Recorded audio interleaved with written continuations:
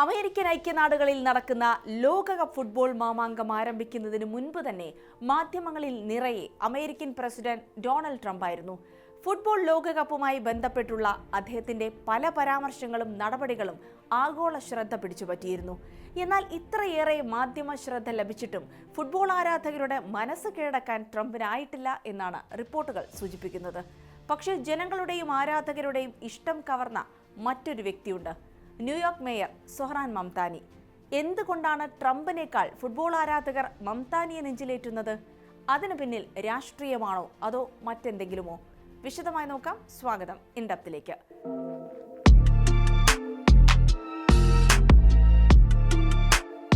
അതിർത്തികൾ, ഭാഷകൾ, മതങ്ങൾ എന്നിവയ്ക്ക് അതീതമായി മനുഷ്യരെ ഒന്നിപ്പിക്കുന്ന ഒരു കായിക വിനോദമായാണ് ഫുട്ബോൾ അറിയപ്പെടുന്നത്.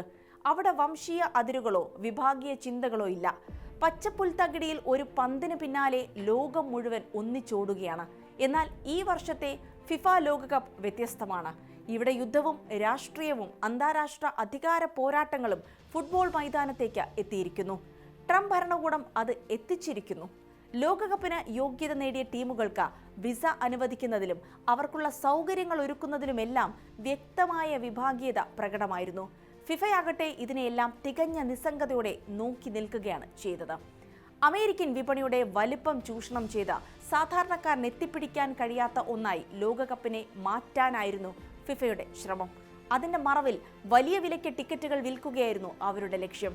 ഈ ഉയർന്ന ടിക്കറ്റ് നിരക്കിനെ ന്യായീകരിക്കാൻ ഫിഫ ശ്രമിക്കുമ്പോഴാണ് ന്യൂയോർക്ക് നഗരത്തിലെ 5 ബോറോകളിലെ താമസക്കാർക്കായി 1000 ലോകകപ്പ് ടിക്കറ്റുകൾ വെറും $50 സൊഹ്റാൻ മംതാനി ലഭ്യമാക്കിയത്. വേനൽക്കാലത്തെ കഠിനമായ ചൂടിലും സ്റ്റേഡിയങ്ങളിലേക്ക് വെള്ളക്കുപ്പികൾ കൊണ്ടുപോകുന്നത് ഫിഫ വിലക്കിയപ്പോൾ അതിനെതിരെ ആദ്യമായി രംഗത്ത് വന്നത് മംതാനിയായിരുന്നു. ഒടുവിൽ ഫിഫയ്ക്ക് തങ്ങളുടെ തീരുമാനം മാറ്റേണ്ടതായും വന്നു.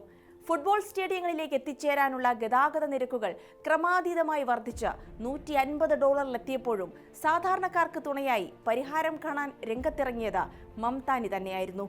ഈ തീരുമാനങ്ങൾ മാത്രമല്ല, മംതാനി യഥാർത്ഥ ഫുട്ബോൾ സംസ്കാരത്തെ നെഞ്ചേറ്റിയ വ്യക്തിയാണെന്ന ബോധ്യം ന്യൂയോർക്കുകാർക്കിടയിൽ അദ്ദേഹത്തിന്റെ ജനപ്രീതി ഇരട്ടിയാക്കി. രാഷ്ട്രീയത്തിൽ പ്രവേശിക്കുന്നതിന് മുൻപും അദ്ദേഹം പ്രാദേശിക ഫുട്ബോൾ മത്സരങ്ങളിലെ സ്ഥിരം സാന്നിധ്യമായിരുന്നു. മേയറായതിനു ശേഷവും VIP ലോഞ്ചുകളിൽ ഇരിക്കുന്നതിന് പകരം സാധാരണക്കാർക്കൊപ്പം സ്പോർട് ക്ലബ്ബുകളിലിരുന്ന് കളി കാണാനാണ് മംതാനി താല്പര്യം കാണിക്കുന്നത്.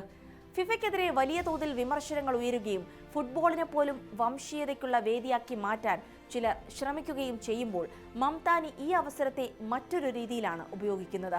ലോകകപ്പിനിടെ ട്രംപ് നടപ്പിലാക്കുന്ന കുടിയേറ്റ വിരുദ്ധ നയങ്ങളെ അദ്ദേഹം ശക്തമായി വിമർശിച്ചു. ലോകത്തെ മുഴുവൻ ഒരുമിച്ച് കൊണ്ടുവരുന്ന ഈ ടൂർണമെന്റ് എല്ലാ രാജ്യങ്ങളിൽ നിന്നുമുള്ള ആളുകളുടെയും ആഘോഷമായിരിക്കണമെന്നാണ് മംതാനിയുടെ പക്ഷം. ഇതെല്ലാമാണ് ലോകകപ്പ് സീസണിൽ മംതാനിയുടെ ജനപ്രീതി കുതിച്ചുയരാൻ കാരണമായത്. ലോകകപ്പ് പുരോഗമിക്കുമ്പോൾ ഈ ടൂർണമെന്റിലെ ഏറ്റവും വലിയ രാഷ്ട്രീയ വിജയി ട്രംപല്ല, മറിച്ച് സൊഹ്റാൻ മംതാനിയാണെന്ന് പലരും വിലയിരുത്തുന്നു. ഒരു ഭാഗത്ത് ഫുട്ബോൾ ലോകകപ്പിൽ വിഭാഗീയതയുടെ വിഷം കലർത്താൻ ട്രംപ് ശ്രമിക്കുമ്പോൾ മറുഭാഗത്ത് മാനവികതയെയും ഒരുമയെയും ഉയർത്തിപ്പിടിക്കുകയാണ് മംതാനി.